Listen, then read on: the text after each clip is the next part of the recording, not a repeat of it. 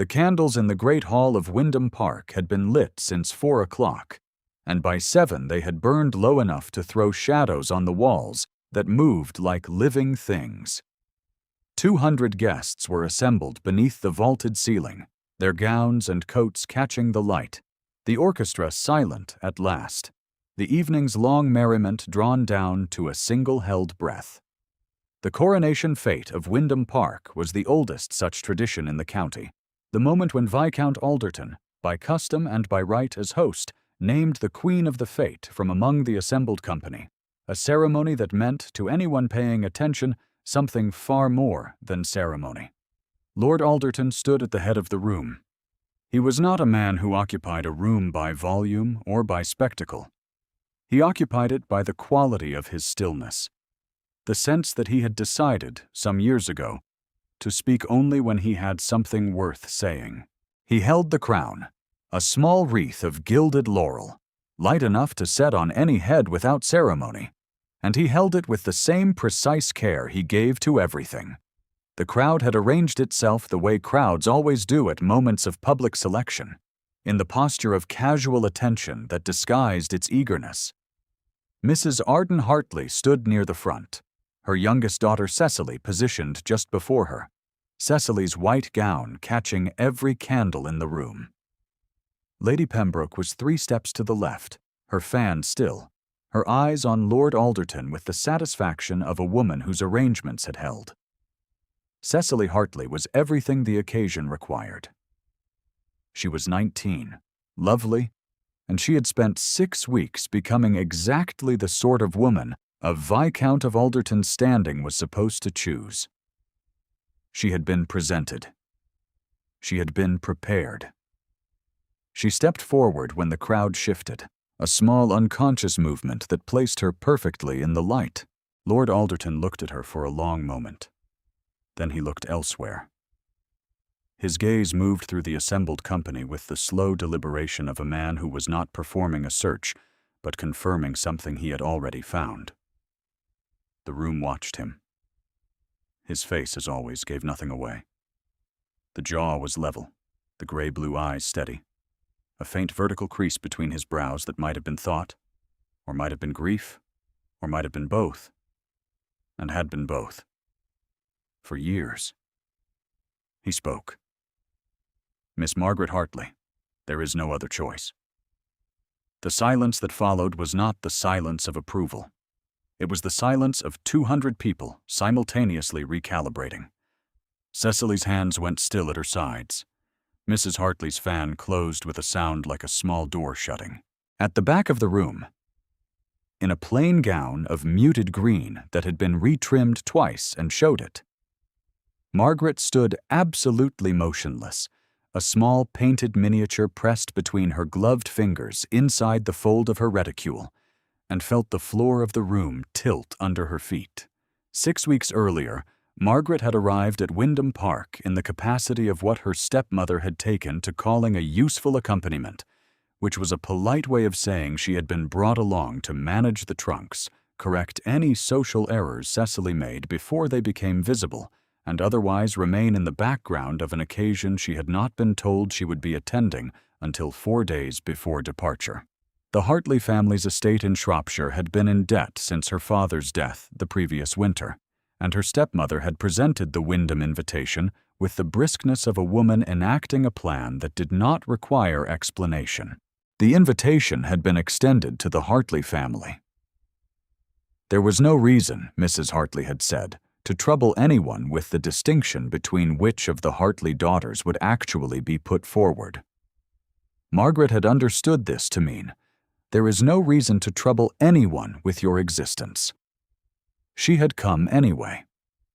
She had packed her own small case, the miniature of her father wrapped in a handkerchief at the bottom, and she had come.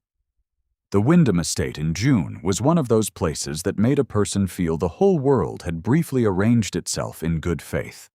The grounds ran to the east behind a low stone wall that had been there since before the current house, and the rose arbor at the south garden's edge produced roses so dense and heavy with scent that they made the morning air feel thick with something almost like intention. Margaret had found the arbor on her second day, before the other guests had risen, and she had sat with her sketchbook open and her pencil moving across the paper, and felt for the first time since her father's death that she was somewhere she might actually be able to breathe. She had not been presented to Lord Alderton at the formal introductions. Her stepmother had managed this with the efficiency of a woman who knew exactly which bodies to place and which to remove from a scene. Cecily had been brought forward on the arm of Lady Pembroke, introduced as the Hartley girl, with the particular social shorthand that implied the definitive article was all that was needed, and Mrs. Hartley had positioned herself just behind, in a way that left no space for a second introduction. Margaret had been, at the relevant moment, attending to a torn hem in the upstairs corridor. The elder one will be useful in other ways, Mrs. Hartley had said that same evening to Lady Pembroke in the sitting room adjacent to the one where Margaret had been returning a borrowed book. She had not lowered her voice. She had not needed to. It was not a statement that required privacy, because it was not a statement she imagined Margaret would take objection to. It was simply a fact of how things were organized. Margaret had stood still in the corridor for the count of 10 breaths, the book pressed against her chest. Then she had gone to her room and set her father's miniature on the windowsill, and looked at it until her breathing steadied. The grounds were busy in the first weeks with the preparations for the fete, and it was in the grounds that Margaret spent most of her time, which suited everyone. She sketched. She read to the youngest children in the steward's household, who gathered at the library windows on rainy afternoons and accepted her company with the democratic openness of the very young. She argued with the head footman, Briggs, who had taken it upon himself to discipline a tenant child named Thomas for eating a fallen pear from the orchard floor, which was not an offense Margaret considered worthy of public humiliation, and said so in the kind of direct and precise language that made Briggs go still and then depart. She had not known anyone was watching. She had not been watching for witnesses. James Alderton had been at the library window for 20 minutes before Thomas and Briggs and Margaret appeared below him in the rose arbor's shadow. He had come to the library because there was correspondence to attend to, which was how he spent his mornings, and the window was simply the window, and he had not expected to find anything worth looking at in the garden below. He had not moved away. He had watched a young woman in a plain green gown face down a footman twice her size, with no weapon, but the flat and certain conviction that she was correct. He had watched Briggs's posture shift, the way a man's does when the authority he is accustomed to wielding meets a quiet authority he did not anticipate and cannot immediately displace. He had watched her crouch to put herself at the child's level and say something too quiet for the window to carry. And he had watched Thomas's shoulders unknot. The particular physical release of a child who has been frightened and then reassured by someone who cost nothing to reassure him. She had not produced comfort through condescension or false brightness. She had simply been steady at the child's eye level, and the steadiness had been sufficient. He had stood at the window for some time after she walked back toward the house. He had not yet learned her name. He had asked Dorothy that afternoon, without particular emphasis. Which of the guests was the young woman in the green gown who used the south garden in the mornings? And Dorothy had told him, and he had nodded, and returned to the correspondence. He had not yet learned her name. That evening he had gone to the library, which was his custom, and found a small pencil sketch on the table near the east window. The rose arbor was rendered in 6 lines that somehow managed to be exact. He had set it carefully aside, rather than returning it to the stack of estate papers it had been inadvertently placed among. He had not examined his reasons for doing so. When she came looking for it the following morning, he was already there. She did not announce herself. She came through the library door in the way of someone who had not expected to find it occupied, stopped when she saw him, and for a moment simply looked at him with the expression of a person performing a rapid and private calculation. "I left something," she said. "I can return another time." "You left a drawing," he said. "I set it on the second shelf, behind the Virgil." She crossed the room and retrieved it without excessive apology. He watched her look it over, fold it carefully, and begin to turn back toward the door. "Do not leave before the evening concert," he said. She paused. She looked at him again with that same calculating quality, and he had the sense that she was deciding whether the statement warranted compliance or challenge, which was a response he had not encountered recently. Most people simply complied. "I was not aware the concert required my attendance, my lord," she said. "It does not require it. I am requesting it." She held his gaze for a moment. Then she said, "Very well," with the precise minimum of deference that the words actually required, and left. He stood for some time in the library after she had gone.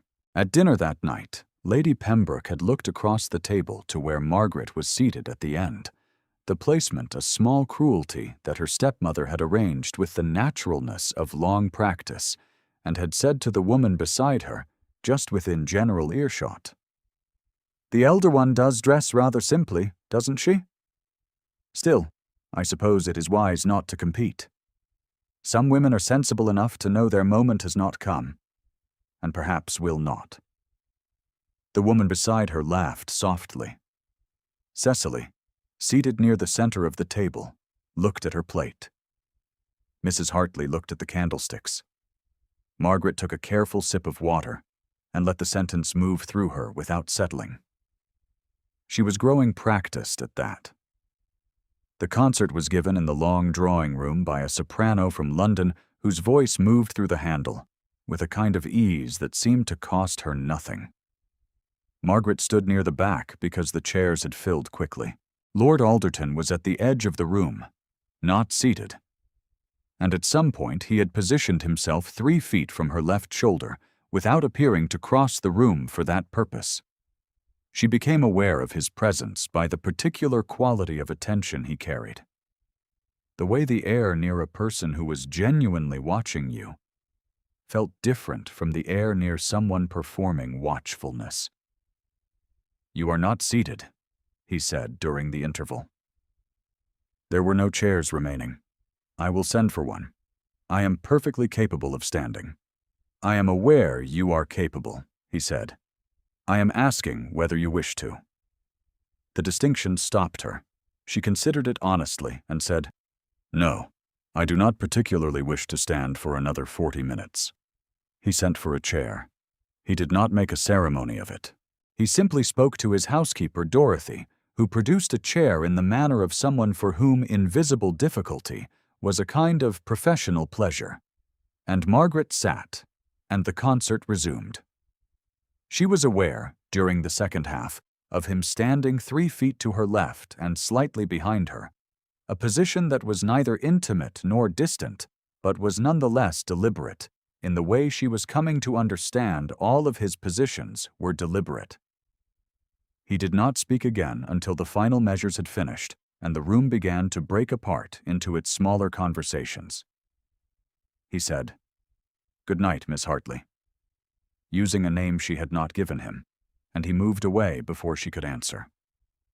She sat in the chair for a moment after he had gone. Dorothy appeared and offered to return it to the house inventory, which Margaret confirmed was necessary. And Dorothy took it with the expression of a woman absorbing significant intelligence. She learned his name from Dorothy the following morning, who mentioned Lord Alderton with the particular fond asperity of a woman who had managed the same man's household since he was 7 years old.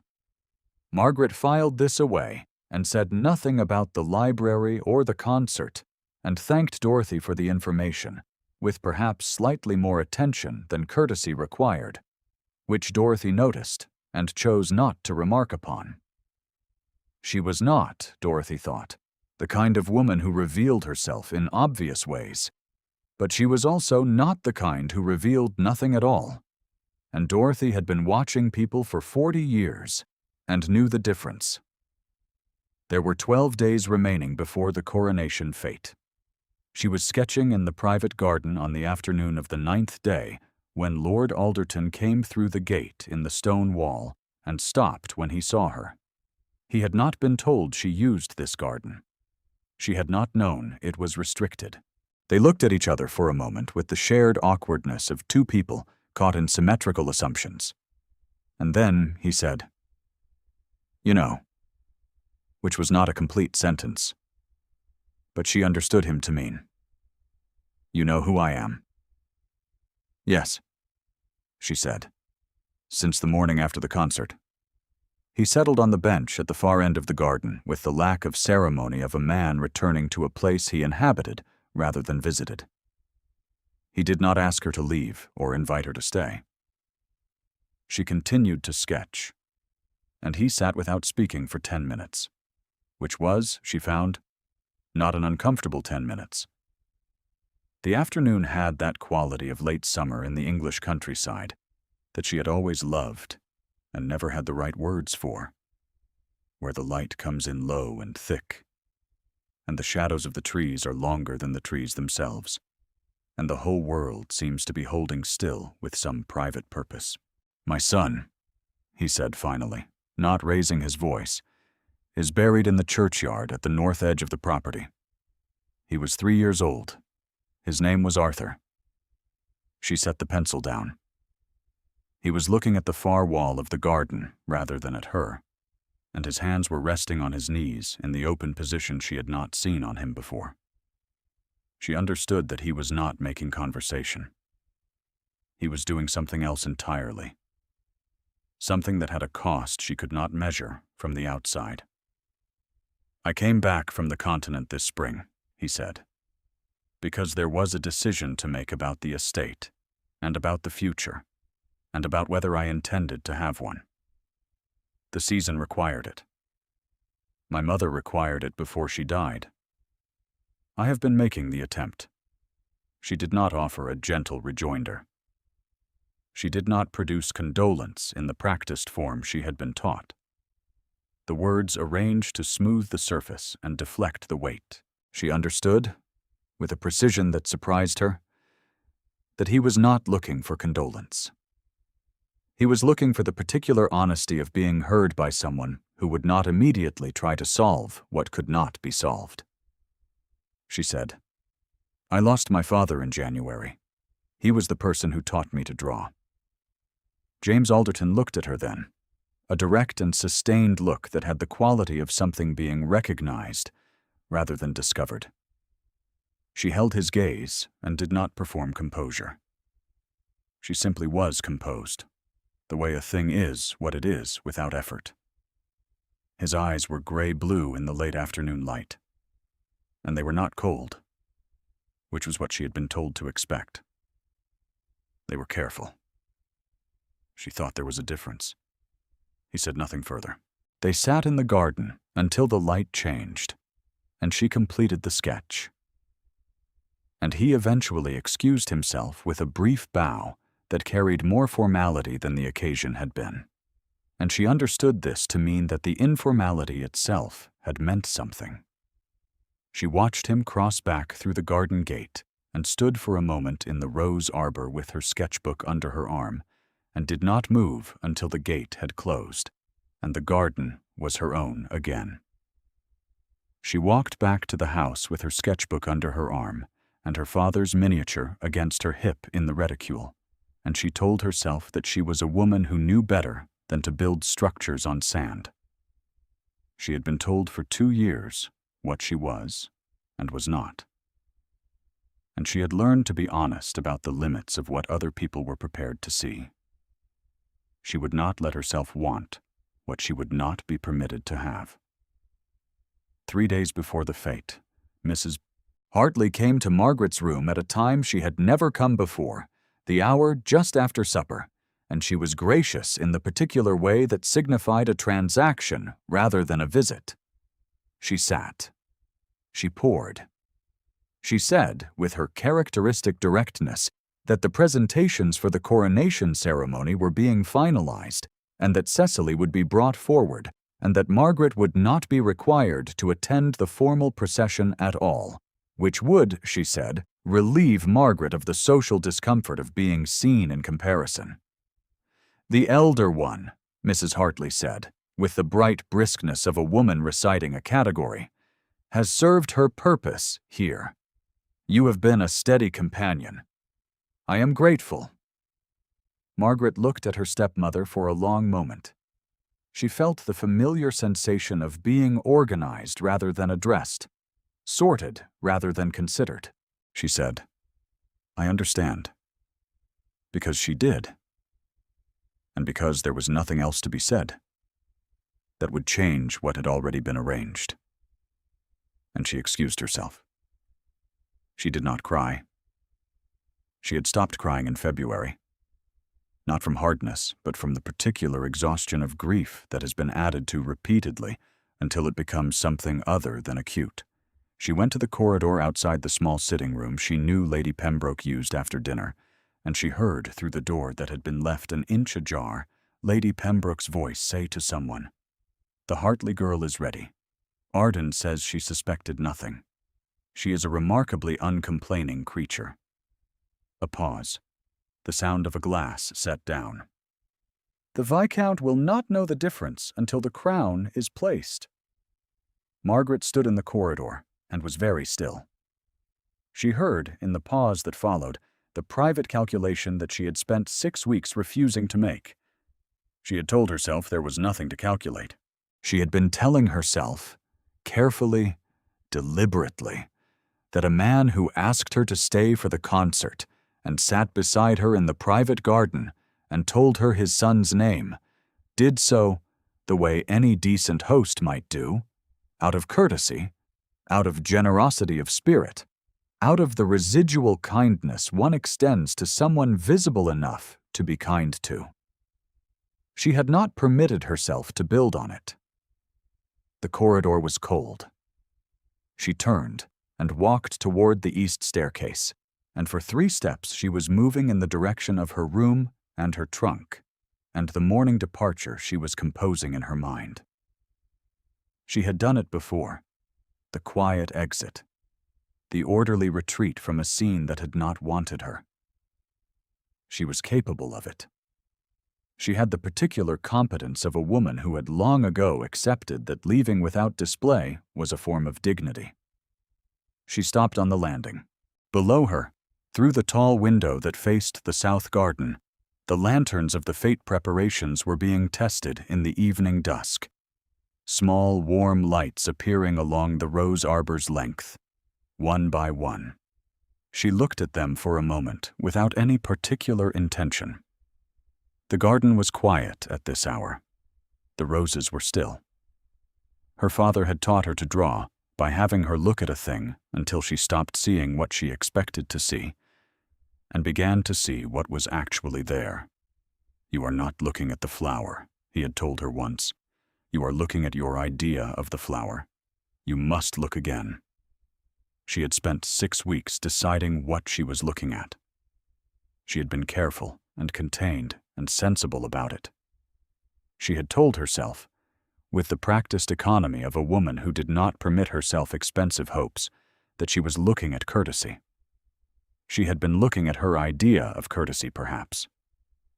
She looked again. She went back to her room, set her father's miniature on the windowsill, and did not pack her trunk.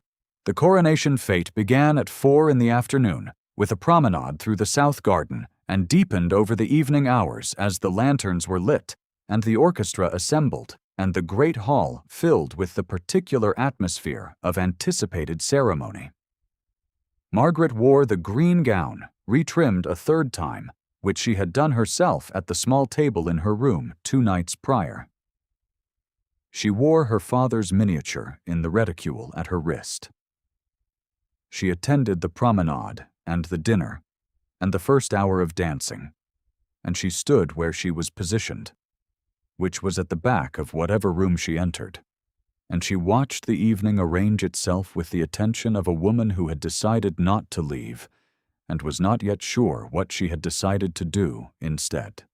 She saw Lord Alderton twice before the ceremony, once at the dinner table, where his eyes crossed the room, and found her with the directness of a man locating something he had placed for safekeeping, once in the passage near the garden door, where he was speaking to his solicitor, Mr. Fenwick, who had arrived that morning with documents pertaining to the estate's winter planning and had been persuaded to stay for the fête. James saw her in the passage and stopped the conversation for one beat, one held breath of attention, and then returned to Mr. Fenwick without speaking to her. She read nothing into this. She continued through the passage and into the garden, and stood for a moment among the roses that had been blooming since she arrived, and breathed the night air, and touched the miniature through the fabric of the reticule. Her father had believed in her. She had forgotten. In the cold and the grief and the stepmother's steady management, how completely and unreservedly he had believed in her. She went back inside. The ceremony began at the hour before midnight. The candles were at their lowest. The guests assembled in the great hall in the beautiful self-consciousness of people who understood they were at a moment that would be discussed for years, and the orchestra played a slow, stately arrangement that the Wyndham tradition reserved for the procession, and Lord Alderton took the wreath of gilded laurel from the table where it had rested, and stood at the head of the room and looked at the assembled company. Lady Pembroke positioned herself near the front. Mrs. Hartley placed Cecily 3 steps before her, the white gown catching everything, the pearl earrings precisely chosen, the expression of gentle, surprised pleasure already arranged. Cecily was not a bad woman. Margaret did not think so, even now. She had been placed in this position by people who had decided on her behalf that she was the appropriate piece for the appropriate space on the board, and she had not been given a sufficient reason to resist. There was a version of her life in which Margaret might have done the same. Margaret stood at the back of the room in the plain green gown, her reticule held in both hands. She did not know what she was waiting for. She did not know what she had stayed for. She knew only that her father had said, once, that you could not see what was actually there if you had already turned away from the light, and that turning away was a decision that looked like common sense, but was sometimes simply the choice to not be seen. Lord Alderton looked at the assembled company. She watched him look. She watched the quality of his search. She had spent 6 weeks learning to read his stillness, and she understood now what she saw in it, which was not ceremony. He was not looking at a room full of eligible candidates. He was looking for one person, the way you look for something you have already decided belongs to you, and the search is only the formality of locating what you know. His gaze came to rest. It came to rest on her. "Miss Margaret Hartley," he said, into the silence of the room. "There is no other choice." The silence held.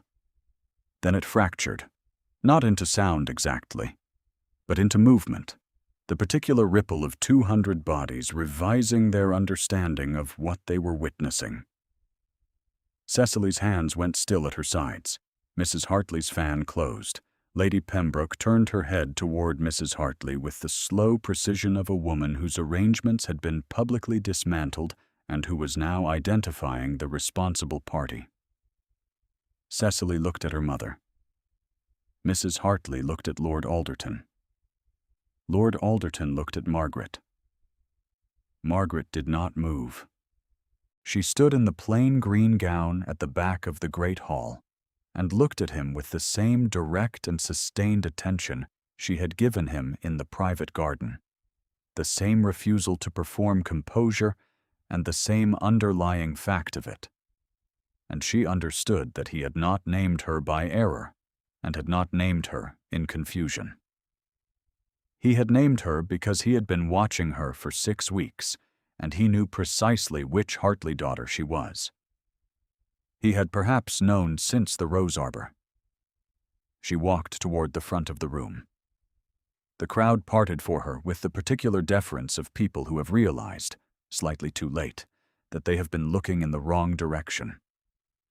Lady Pembroke said something, low and controlled, to the space immediately around her. Mrs. Hartley said, "There has been a misunderstanding," in her best social voice, clear and carrying. A woman near the left wall, Mrs. Carrington, who had grown up in the next county from the Hartleys and who had known Margaret's father, said very quietly, "That is the elder daughter, the elder Hartley daughter." And then the quality of the silence in the room changed again, because the implication of Mrs. Carrington's tone was not surprise, but recognition of a different kind, the kind that is retroactive, the kind that sees what has been arranged and names it. Lord Alderton held the wreath of laurel and watched Margaret walk toward him. She reached him and stopped and looked up at him at the distance of proper society, which was closer than the distance at which anyone else in this room had managed to stand and remain certain of their advantage. She was not certain of anything. She was present, which was what she had decided on the landing 3 days ago that she could be. "You knew," she said. Her voice was low enough for him alone. "From the first morning," he said. She absorbed this. She held it up against the 6 weeks and the library and the garden and the request not to leave before the concert, and she let it settle into its true shape, which was that he had known from the morning after the library window and had been watching her be herself, not the version anyone else had prepared for presentation, and had made his choice on that basis. She said, "My stepmother will not be pleased." "Your stepmother," he said, with the level precision that had always carried more weight than volume. "Arrange this evening to deliver me someone else. I am not in the habit of accepting substitutions." He placed the gilded wreath on her head with both hands, his gloved fingers steadying it at each side, a gesture of more care than the ceremony's traditions technically required. The room began to recover itself, the way rooms do, the crowd finding the language of response and producing it. A ripple of approval that began near Mrs. Carrington and moved outward. Mr.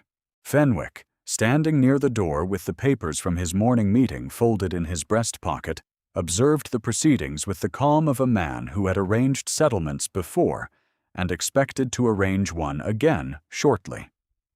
Dorothy, in the hall beyond the great door, heard the shift in the room's quality and permitted herself a single, satisfied exhalation. Mrs. Hartley attempted, in the minutes that followed, to frame the evening's events as a misunderstanding that had resolved itself happily, which was, Margaret thought, at least technically accurate. Lady Pembroke departed the hall at a stately pace that communicated dignity without quite achieving it. Several of the assembled company, having recalibrated the evening's trajectory, moved through a sequence of expressions that ended at approval. Mrs. Carrington was one of the first to speak to Margaret directly, crossing the room with the purposefulness of a woman restoring a moral balance, and she said simply, with the warmth of someone who had known her father, "He would have been very proud this evening." Cecily stood for a moment near the center of the room, with the particular quality of a person discovering that the script they had been handed was someone else's story. And then she crossed to her mother's side and said something quietly, and her mother did not answer, and Cecily's expression in that moment was almost relief. Margaret would think about that later, not tonight. Lord Alderton kept her at his side for the remainder of the evening in the manner of a man who has stated something publicly and intends to be consistent about it. They did not speak very much. She was given a chair, the best chair in the room, and she sat in it with the miniature in her reticule and the gilded laurel balanced precisely on her upswept hair.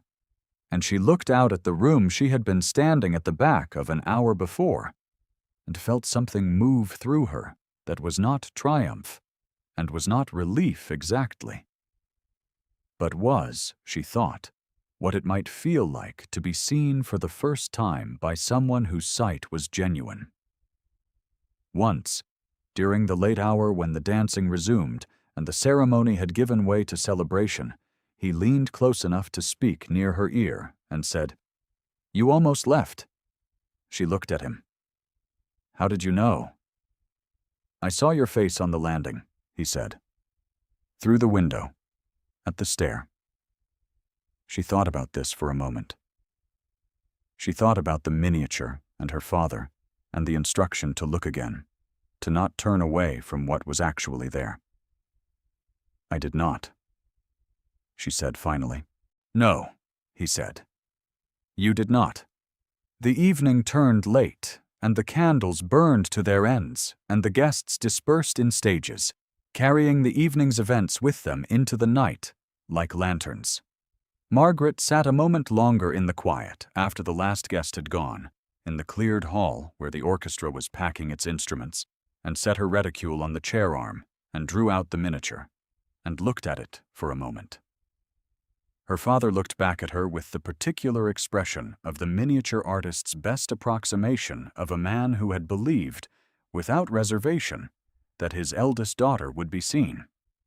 Dorothy appeared at her elbow with the particular quietness of someone who had been managing unexpected evenings for a very long time. "Lord Alderton asked, 'Would you like tea?' she said. 'In the library.'" Margaret stood and set the miniature in her palm and carried it with her down the corridor. If you have stayed this long with Margaret and James, leave a word below. These stories are kept by the people who find them. The library was warm, and the fire had been rebuilt since the evening's beginning, the kind of steady fire a housekeeper makes for a room she expects to be used for some hours. The gilded laurel had been removed and set on the table beside the sketchbook that was still there, the one he had not returned because he had found, he said, that he could not. On the table also was Margaret's drawing of the rose arbor, which she had looked for last week and believed lost, which he had kept without telling her, on the second shelf, behind the Virgil. She set her father's miniature beside the drawing. They looked small together on the broad oak table, a painted face the size of a coin and a sketch of 6 lines. And they looked, she thought, like the beginning of something that had not yet been named. He sat across from her, his coat still precise, his cravat still exact, but his hands resting on the table without their habitual tension, open in the way she had only seen once before, in the private garden, after he said his son's name aloud. She looked at those hands and understood that they constituted a disclosure as significant as the ceremony, that a man who gave so little away was giving considerable in the act of simply sitting still with his hands open. She said, "I should tell you that I am not skilled at allowing people to arrange things for me." "I am aware," he said. "I have been watching you prevent it for 6 weeks." She said, "I should tell you also that I have very little money and a great many of my father's books, and that I intend to keep both of those states for the foreseeable future." Something moved at the corner of his mouth.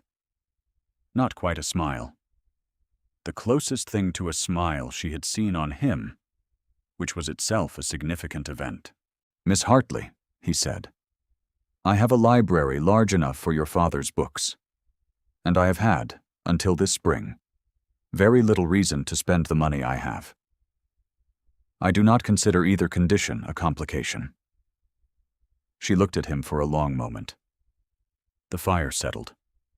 The room was warm, and the night outside the windows was deep and quiet, the kind of quiet that settles over a country estate after a great gathering has dispersed, when the house returns to its own breathing. She said, Your son's name was Arthur. He was very still.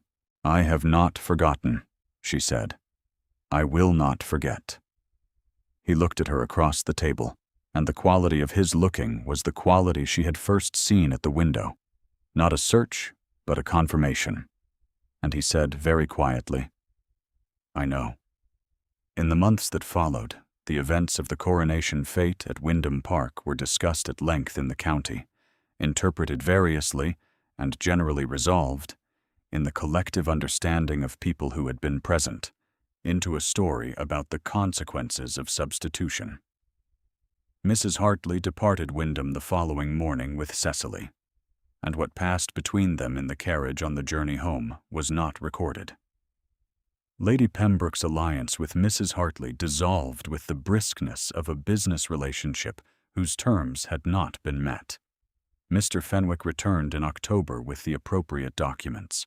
By December, the library at Wyndham Park had been reorganized along principles that were not precisely Lord Alderton's customary system, but which he found, upon examination, to be more logical than his own. The sketchbook had been joined by 3 others. The miniature of Margaret's father stood on the east side of the mantelpiece, and beside it, in a simple wooden frame that had come from the small room above the garden, was the drawing of the rose arbor, 6 lines in pencil. The roses barely suggested, the arbor so exact it cast a shadow. On the evening of the first heavy snowfall, James stood at the library door and watched his wife sit cross-legged on the hearthrug, with a new sketchbook open on her knee, her pencil moving in the particular absorbed way it moved when she was looking at something and not at her idea of it. And he did not speak because there was nothing that required saying. The fire was warm. The snow was at the windows. The miniature and the small framed drawing were side by side on the mantelpiece, 2 small things that had always belonged to her. She looked up and met his eyes, and looked back at the sketchbook. He remained in the doorway. She said, without looking up again, You may come in, you know. It is your library. He came in. He sat down on the floor beside her, without ceremony and without explanation, which was, she had come to understand, exactly how he did everything that mattered most. Thank you for staying until the end. Margaret's story, the quiet defiance of remaining when you are not meant to be seen, is the kind that lives in the people who need it most. If it reached you, leave a word below.